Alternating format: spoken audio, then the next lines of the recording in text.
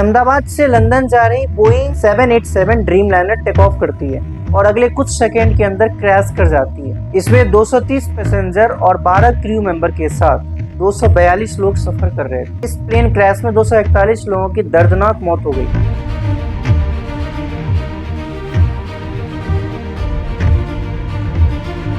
एक 11A seat पर बैठा रमेश विश्वास कुमार सुरक्षित बच जाता। अब इसे आप कुदरत का करिश्मा कहें या इत्तेफाक कहें या यमराज की मेहरबानी कहें या किस्मत थी या सही समय पर सही सीट पर बैठना था या फिर कुछ ऐसा जिसे हम और आप समझ नहीं सकते हैं। हाँ, क्योंकि इतने भयंकर हादसे के बाद भी 11A सीट पर बैठा शख्स सुरक्षित है। मेरे नजरों के सब सामने हुआ था।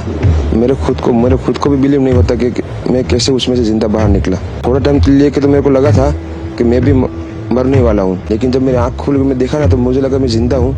जब ये प्लेन टेक ऑफ किया उसके मिनट भर के अंदर दो बातें अहमदाबाद एयरपोर्ट के एयर ट्रैफिक में रिकॉर्ड हुई, जो पायलट कैप्टन सुमित सब्रवाल ने कहा। उसमें पहली लाइन थी आई एम लूजिंग थ्रस्ट और दूसरी लाइन जो 3 बार कहना पड़ता है मेडे मेडे मेडे। और फिर उसके बाद कनेक्शन छूट जाता और इतना भयंकर दर्दनाक हादसा हम सबके सामने आता है। आपको जानकारी के लिए बता दूं कि मेडे शब्द एविएशन इंडस्ट्रीज का वो शब्द है जिसका मतलब होता है कि अब सब कुछ खत्म हो गया। जब कैप्टन मेडे वर्ड को यूज करता है इसका मतलब यह होता है कि जो भी ऑप्शन मेरे पास बचने के लिए बचे थे वो सब यूज हो चुका है, सब खत्म हो चुका है। अब आपको जो करना है वो कर लो। अब एक बात और, I am losing the thrust, इसका मतलब क्या होता है? इसका मतलब यह है कि प्लेन को लिफ्ट करवाने के लिए जो थ्रस्ट चाहिए, जो फोर्स चाहिए या जो ताकत चाहिए वो प्लेन को नहीं मिल रहा है। प्लेन ऊंचाई नहीं पकड़ पा रहा और हम नीचे जा रहे हैं। इससे तो यह पता चलता है कि इंजन में कोई खराबी थी, पर यह भी सवाल आता है कि प्लेन में 2 इंजन थे। अब यह तो जांच का विषय है, उसके बाद ही पता चलेगा कि एक्चुअल क्या बात थी। इस घटना के बाद सबसे बड़ा सवाल यह है कि इसके लिए जिम्मेदार कौन होगा।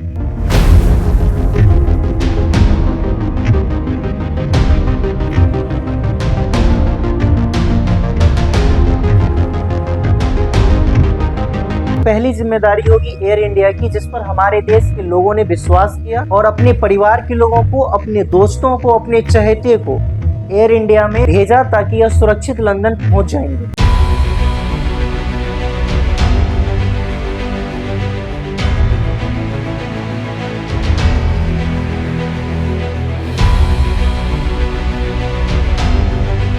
इस फ्लाइट में इकोनॉमी क्लास का टिकट 60,000 का था और बिजनेस क्लास का टिकट लगभग 2 लाख रुपए का था। अगर एयर इंडिया पैसेंजर से एक टिकट का इतना पैसे ले रही है तो क्या यह एयर इंडिया की रिस्पॉन्सिबिलिटी नहीं है कि वह अपने यात्रियों को सुरक्षा सुनिश्चित कर सके? यह सवाल एयर इंडिया से जरूर पूछा जाना चाहिए। दूसरी जिम्मेदारी बनती है बोइंग की, जिसने इस विमान को बनाया था। मतलब ये कि एक कंपनी जो इस विमान का संचालन कर रही है और दूसरी कंपनी जो इस विमान को बना रही है।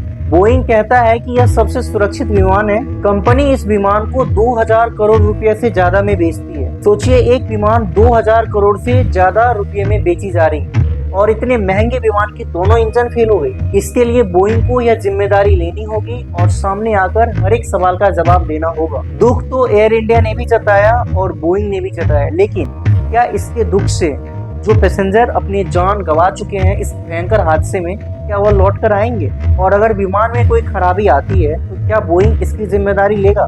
एयर इंडिया ने कहा है कि जिन लोगों की जान गई है उसे कंपनसेशन के तौर पर 1-1 करोड़ रुपया देंगे। क्या पैसे देने से वो सभी जानें जो इस हादसे के शिकार हुए हैं, क्या वह वापस आ जाएंगे? सोचिए उस परिवार पर क्या बीत रही होगी जो अपनों को इस हादसे में खो चुके हैं। भगवान उन सभी के आत्मा को शांति दे जो इस हादसे के शिकार हो चुके हैं। एक बात और मैं यहाँ ऐड करना चाहूंगा कि टोटल इस हादसे में जो